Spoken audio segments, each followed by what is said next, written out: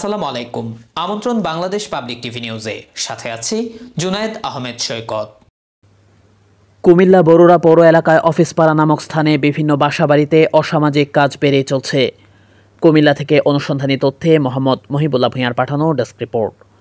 অনুসন্ধানে জানা যায়, কুমিল্লা জেলার বরুড়া উপজেলার থানার দক্ষিণ পাশে পৌরসভা এলাকার অফিসপাড়া নামক স্থানে বেলায়েত হোসেন বিল্লালের বাড়িতে তৎকালীন আওয়ামী লীগ সরকার থাকাকালীন সময় আওয়ামী লীগের নেতাদের ছত্রছায়ায় আওয়ামী লীগ নেতাদের বাসাবাড়িতে মহিলা ভাড়াটিয়ারা অনৈতিক কাজ করে আসছে।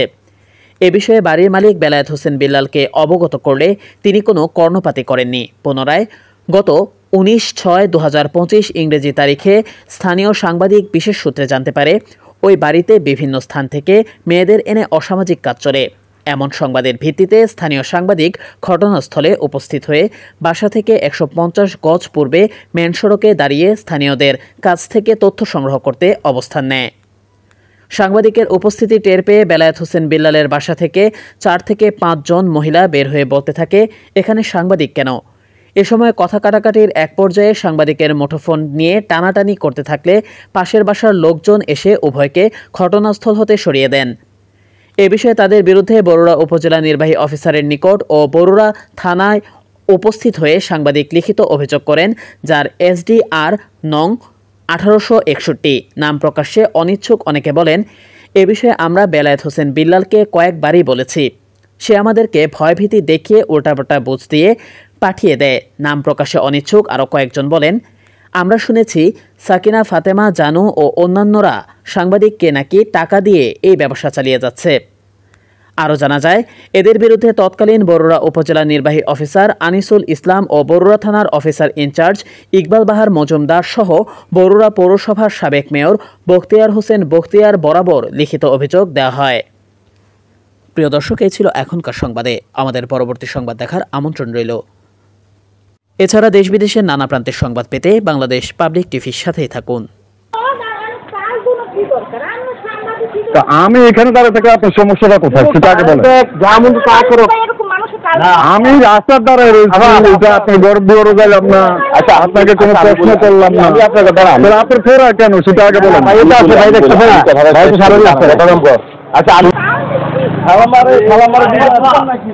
এটা রাস্তা, এদিক দিয়ে অনেক মানুষ যেতে পারে, আমি তো সেদিকেও যাই না। কথাটা আমি বলতেছি, এখানে পুলিশ আছে, CID আইব, ফকির আইব, মিসকিন আইব, রাস্তা যেহেতু সবাই কথা বুঝেন, কেউ কেউ বাধা দেওয়ার ক্ষমতা কারণ নাই।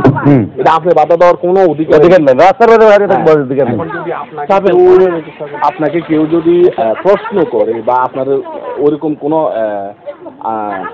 উস্কানিমূলক কোনো কথা বলে বা আক্রমণাত্মক কোনো কথা বলে, তাইলে আপনি যে এটা নিয়ে প্রতিবাদ করবেন যে না, কেন আমাকে অ্যাটাক করলো বা আমাকে প্রশ্ন করলো।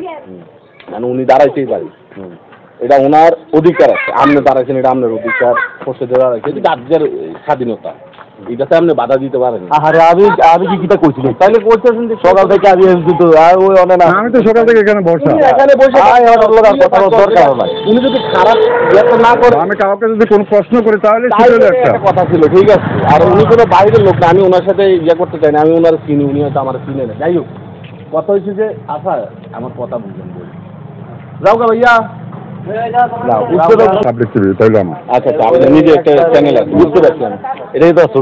আমি চিনি ওনাকে, পরিচয় দেওয়া চলে না, কথাও বলি না, উনি আমার ভালো করেছেন। এখন কথা হচ্ছে যে এগুলো নিয়ে দরকার নেই, এখানে বাড়াবাড়ি করার দরকার নেই। উনি ওনার আমার কথা শুনে